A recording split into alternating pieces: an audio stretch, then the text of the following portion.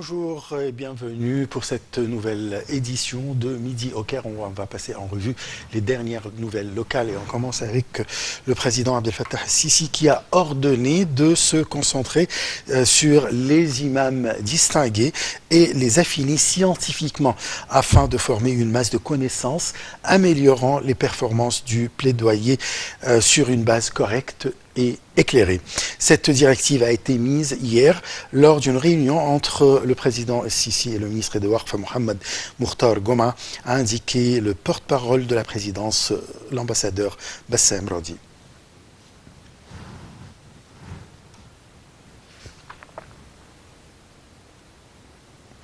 Le président Abdel Fattah el-Sisi a ordonné de promouvoir les projets de l'autorité du canal de Suez dans le cadre de sa stratégie liée au développement du canal, son cours de navigation et tous ses services, et ce pour soutenir la compétitivité et la position unique du canal de Suez du commerce mondial.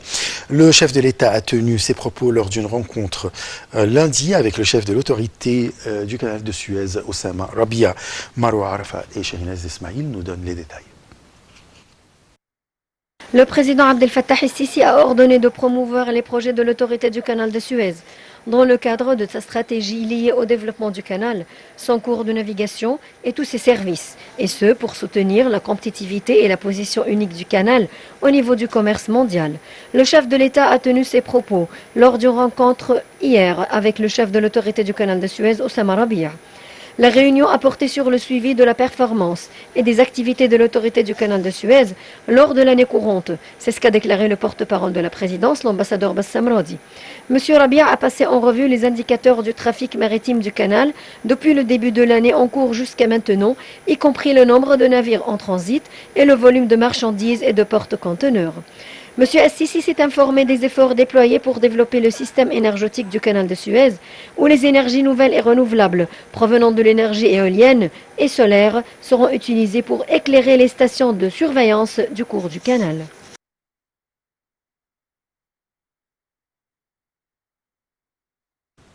Et pour avoir plus d'explications sur ce sujet, nous avons le plaisir d'accueillir au bout du fil Dr Raouf Ghaffar. Vous êtes expert en économie. Bonjour. Bonjour. Déjà, quelle est l'importance de cette réunion? Premièrement, nous savons tous l'importance du canal de Suez, non seulement pour l'Égypte, mais pour tout le monde. Et le président, il a commencé justement à,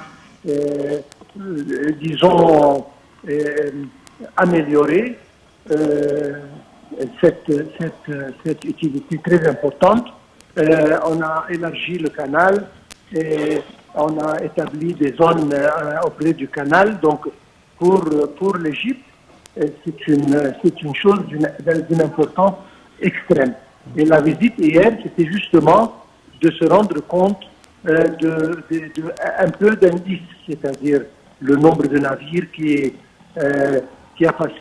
ont passé durant l'année 2011 jusqu'à présent, le tonnage, etc. Pour essayer de augmenter, si jamais,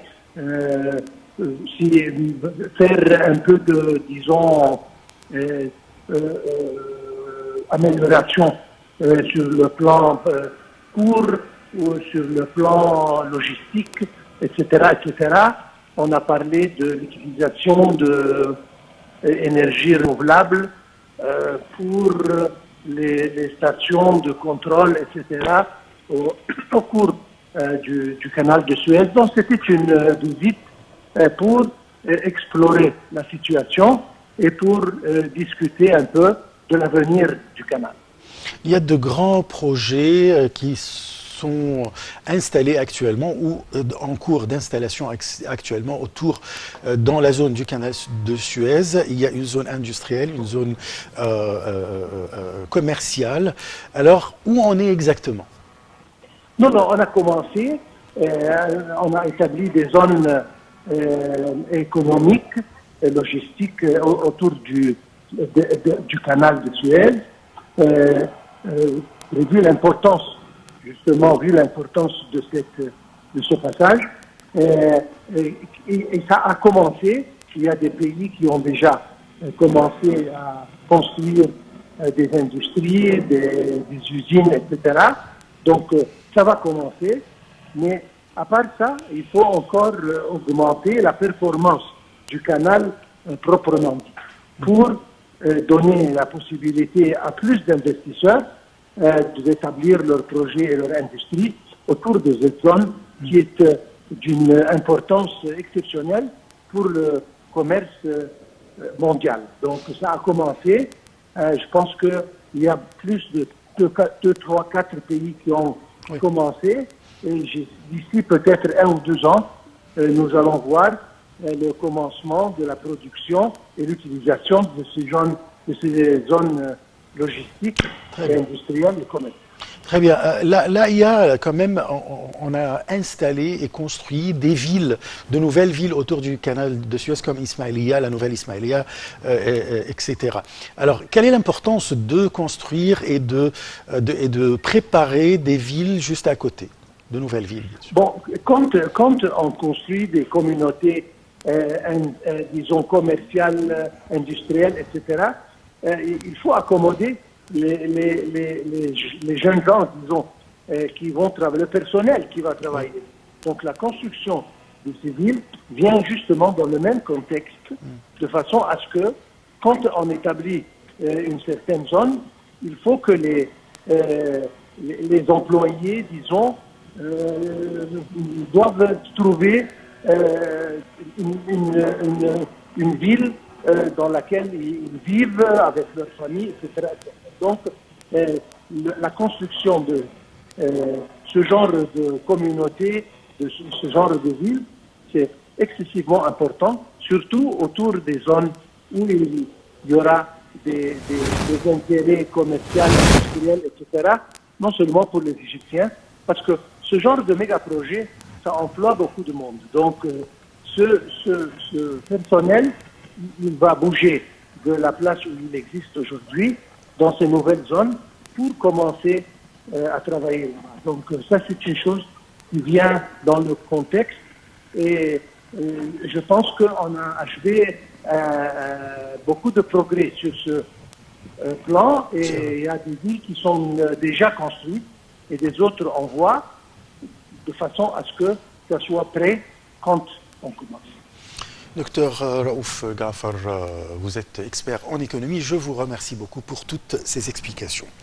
Alors, le président Abdel Fattah el-Sisi s'est adressé par visioconférence au chef de comité des services de renseignement et de sécurité en Afrique dans le cadre de la séance inaugurale de sa 17e conférence qu'abrite actuellement le Caire.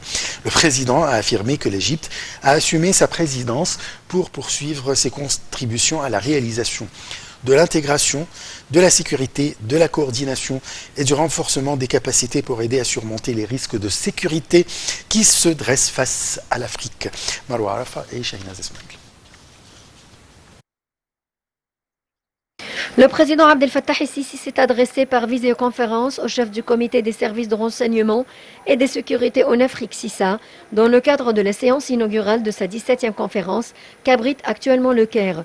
Le président a affirmé que l'Égypte a assumé sa présidence pour poursuivre ses contributions à la réalisation de l'intégration, de la sécurité, de la coordination et du renforcement des capacités pour aider à surmonter les risques de sécurité qui se dressent face à l'Afrique.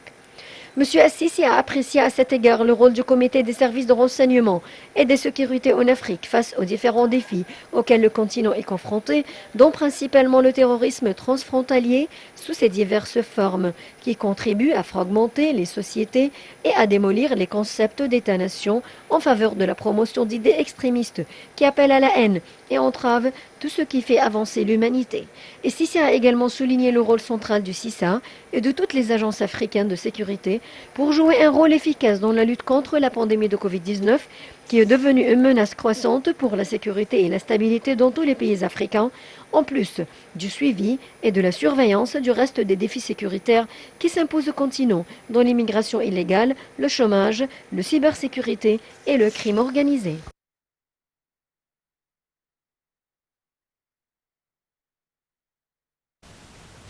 Le ministre des Affaires étrangères, Sameh Choukri, se rend à la capitale chypriote Nicosie à l'invitation de son homologue chypriote Nikos Christodoulidis pour renforcer les relations bilatérales. Les deux parties doivent s'entretenir de tous les aspects des relations bilatérales distinguées selon Ahmed Hafez, le porte-parole du ministère. Cette visite s'inscrit dans le cadre de l'impulsion constamment des efforts pour renforcer les relations bilatérales et du suivi des résultats de la réunion du Comité supérieur de coopération égypto-chypriote inauguré au Caire en septembre dernier sous l'égide des chefs d'État des deux pays.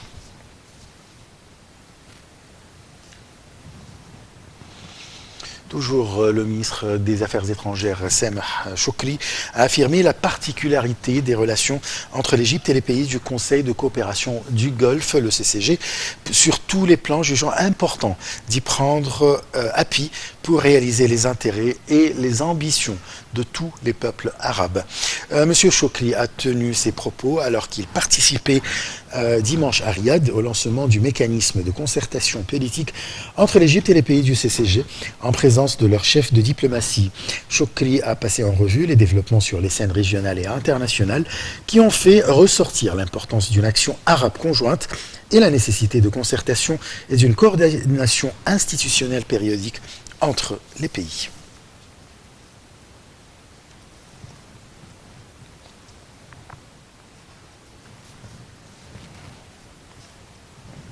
L'Égypte, classée dernière en Afrique dans l'indice mondial de connaissances. C'est l'indice mondial de connaissances qui a lancé son rapport pour l'année 2021, lundi à Dubaï, aux Émirats arabes unis, pour annoncer cette nouvelle que l'Égypte se classe au premier rang en Afrique, se classant 53e sur 154 pays pour l'année en cours, bondissant de 19 places par rapport à l'année dernière. Dans le secteur de l'enseignement supérieur, le rapport a montré que l'Égypte s'est hissée à la 35e place au niveau de 154 pays pour l'année 2021, contre la 42e place au niveau de 138 pays en 2020.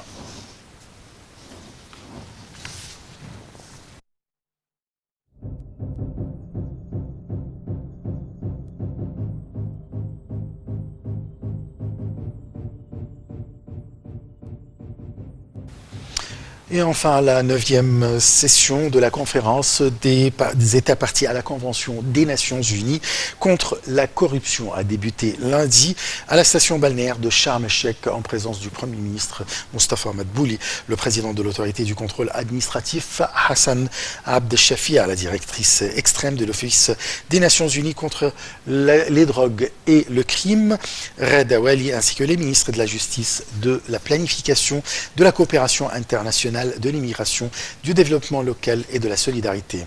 La conférence durera jusqu'au vendredi prochain avec la participation de 5 chefs d'État, 50 ministres et 30 présidents d'organes concernés, outre 268 organisations internationales de la société civile qui ont un statut consultatif auprès des Nations Unies, 257 ONG ordinaires et 47 centres de recherche avec un nombre total de participants d'environ 2700.